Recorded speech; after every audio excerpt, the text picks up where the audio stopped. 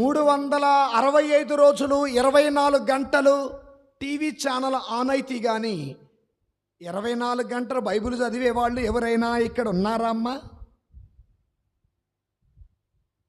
ఇందాకలా పిల్లల క్లాస్ తీసుకునేటప్పుడు బైబిల్ చదివే వాళ్ళు చేతులు పైకి లేపండి, ఒక్కళ్ళు కూడా లేరు.